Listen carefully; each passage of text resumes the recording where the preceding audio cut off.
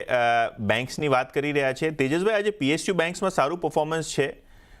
SBI results બાદ એક સારું બાઉન્સ બતાડી રહ્યું છે. પીએનબીમાં બી બાઉન્સ છે. તો એસબીઆઈ અને પીએનબી આ બંને કાઉન્ટર્સ પર તમારો શોર્ટ ટર્મ વ્યૂ?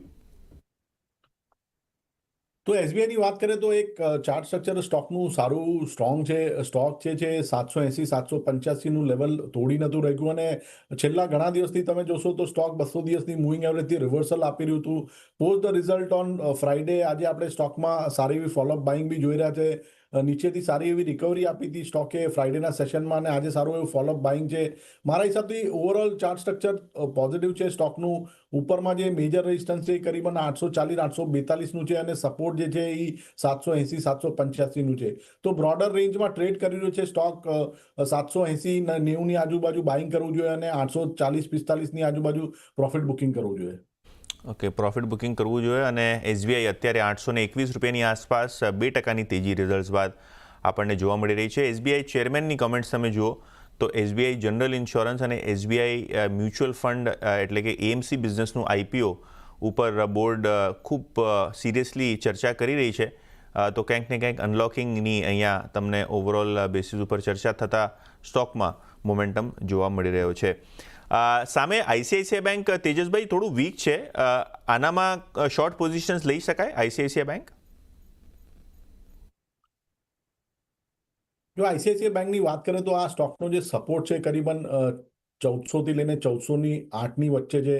તો મારા હિસાબથી હમણાં સ્ટોક સપોર્ટની નજીક છે તો હમણાં ટાઈમિંગ અવોઇડ કરવું જોઈએ. અગર 1400નું જો સપોર્ટ અગર સ્પોટમાં અગર બ્રેક થાય તો મારા હિસાબથી ફ્રેશ શોર્ટ પોઝિશન બનાવી શકે with a stop loss below 14 with a stop loss about 1440.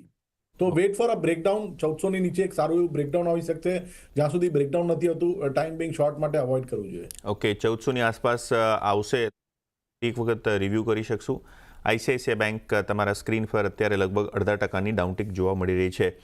Oil marketing કંપનીઝમાં news flows હતા પણ એક પેટ્રોલ ડીઝલના ફ્યુલ કટની વાત થઈ રહી છે. તેજસભાઈ, એચપીસીએલ બીપીસીએલ આ બંને કાઉન્ટર્સ આજે ગેપ અપ થયા પણ ત્યાં સેલિંગ આવી ગઈ. તમારો કોઈ વ્યૂ એચપીસીએલ કે બીપીસીએલ પર? મારા હિસાબથી ઓઇલ માર્કેટિંગ કંપની જે છે થોડી પ્રેશરમાં રહેશે. ક્લિયર કટ ડાઉન ટ્રેન્ડમાં ટ્રેડ કરી રહી છે. સ્ટોકે 200 દિવસની મૂવિંગ એવરેજથી સપોર્ટ લઈને બાઉન્સ માર્યો હતો પણ આજે જે શોર્ટ ટર્મ મૂવિંગ એવરેજ છે 20 ડે અને 50 ડે એની ઉપર સરપાસ નથી કરી રહ્યું. તો મારા હિસાબથી આજના જે હાઈ છે એ ક્રુશિયલ રહેશે. જ્યાં સુધી કુદાવશે નહીં મને લાગે છે થોડું સેલિંગ પ્રેશર આવી શકે છે. અને રિસન્ટ જે સ્વિંગ લો બન્યા હતા ત્રણેય સ્ટોકમાં ત્યાં ફરીથી સ્ટોક નીચેમાં રિટેસ્ટ કહી શકે છે. તો હજુ બી ઓઇલ માર્કેટિંગ કંપનીઝમાં ક્લિયર કટ સ્ટ્રેન્થ છે નહીં તો મને લાગે છે ઉપલા સ્તરોથી દબાણ જ આવતું રહેશે આવનારા દિવસોમાં. ઓકે, હાયર લેવલ્સ ઉપર કદાચ અહીંયા દબાણ આવે તો ઓઇલ માર્કેટિંગ કંપનીઝને નજર પર રાખશું. આજે જે 30,000 કરોડનું કોમ્પન્સેશન કેબિનેટ અપ્રૂવ કર્યું ત્યારબાદ એક 1% 2% એ ગેપ અપ થયું હતું પણ અત્યારે કાઉન્ટર્સ લગભગ ફ્લેટથી નીચે તમને ટ્રેડ કરતા જોવા મળી રહ્યા છે.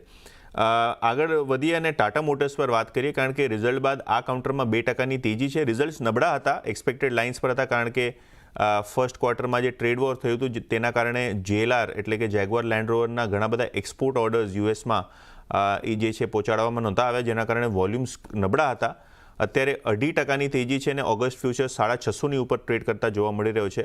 તેજસભાઈ, કરંટ લેવલ્સ ઉપર ટાટા મોટર્સમાં કોઈ વ્યૂ? જો ટાટા મોટર્સની આપણે વાત કરીએ તો આનું ચાર્ટ સ્ટ્રક્ચર નબળું છે. લોઅર ટોપ લોઅર બોટમના ફોર્મેશન છે પ્લસ શોર્ટ ટર્મ મૂવિંગ એવરેજની ઉપર નીચે ટ્રેડ કરી રહ્યું છે. આજે જે પુલબેક રેલી આવી રહી છે મને લાગે છે એક સામાન્ય રેલી છે. આમાં કોઈ મેજર સ્ટ્રેન્થ છે નહીં. અહીંયાથી જો અગર થોડી પુલબેક રેલી કન્ટિન્યુ થાય અને 670-80ની આજુબાજુ આવે તો that will be a good sorting opportunity with a stop loss about 700 level. મને લાગે છે જે રિસન્ટ હમણાં જે લો બન્યો હતો એ ફરીથી રિટેસ્ટ કહી શકે છે. તો પુલબેક રેલીમાં કાં તો એક્ઝિટ કરવું જોઈએ કોઈની લોંગ પોઝિશન અટકાયેલી હોય તો ઓર જે લેવલ સ્પેસિફાઈ કર્યા છે ત્યાં શોર્ટ પોઝિશન બી બનાવી શકાય. કે શોર્ટ પોઝિશન્સ બનાવી શકાય પણ એક પુલબેક માટે રાહ જોઈશું. 670ની ઉપર અને 700 રૂપિયાનું સ્ટોપ લોસ અહીંયા રાખવાનું રહેશે પણ એક વખત વધુ ઉછાળો આવે ત્યારબાદ આને બી ફરી વખત રિવ્યૂ કરીશું. એક નાનકડો વિરામ